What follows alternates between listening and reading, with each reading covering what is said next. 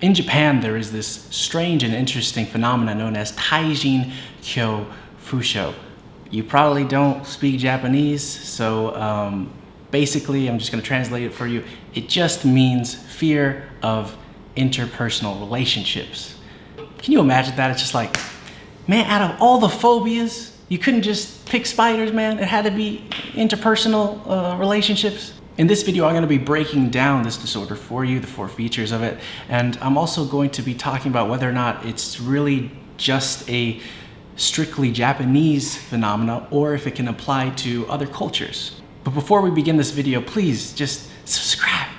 I'd really appreciate it, guys, because I'm going to be posting other videos like this in the future that hopefully you'll like as well, and I think they'll also be very interesting and engaging to you if you like this sort of stuff.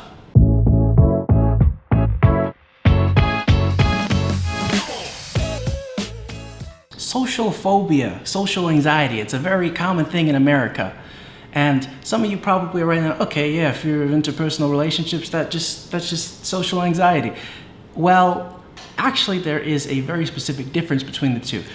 First, I should say, right, with social anxiety, typically you're afraid of how you are going to embarrass yourself in front of others. Taijin Kyofusho, on the other hand, is essentially a fear of embarrassing others, making others feel embarrassed. So a good example of this is there was a case in America, and again, of course, we'll get to the whole cultural bound controversy, but there was a case in America where there was this young female, and she was afraid of looking at other people's genital area because she thought that she would really embarrass them.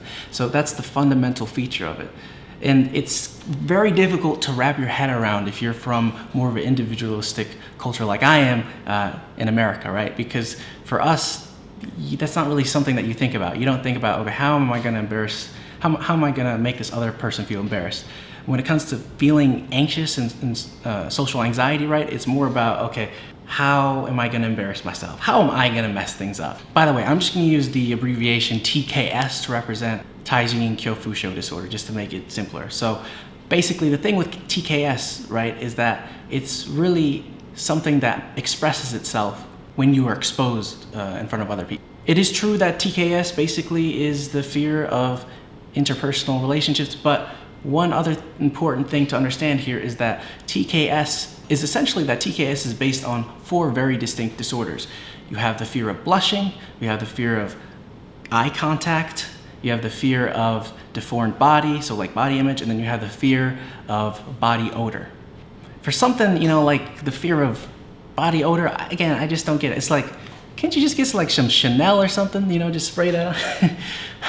But seriously, like, these people are literally afraid of embarrassing others because they smell so bad, or maybe they give off a very peculiar scent, and thereby would make others feel embarrassed to be around them. And here's the thing, especially in Japan, right, you have a very active public transportation system. So if you are in Japan and you want to get from place to place, you're not really going to use a car or not even the bus that much. Typically what you're going to do is you're going to go on the transportation system, even if it's like 10 minutes away. That's just what they do there, and it's efficient. But you can just kind of imagine being on like a bullet train and there's so many people that you don't know. I've actually been to Japan, and I will tell you right now that it is a little bit awkward because basically you're not really supposed to talk when you're on the bullet train, and there's such a diverse crowd of people. You have very old people, you have just really strange people just reading like manga. Shout out to manga, I do like it. And then you have, again, like school children just with their textbooks or whatever in their uniform. And especially being a foreigner, it was weird for me because a lot of people would like stare at me. They'd be like, "You're not Japanese." And yeah, it could be awkward sometimes, but it wasn't really this kind of extreme sensitivity, right, to social exposure. I didn't really care that much about it. Whereas somebody, for example, with TKS is going to have a lot of difficulty actually getting around because they're afraid of public transportation, because it's like, okay, what if I smell bad? Okay, what if people think my body image is disgusting or deformed?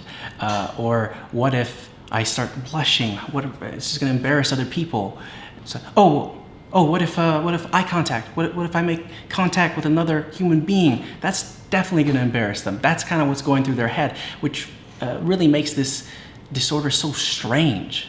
Another very important thing to understand, right, is that this is a culturally bound disorder. I recently made a video on hikikomoris, which is basically another culturally bound phenomena, essentially restricted to Japanese people.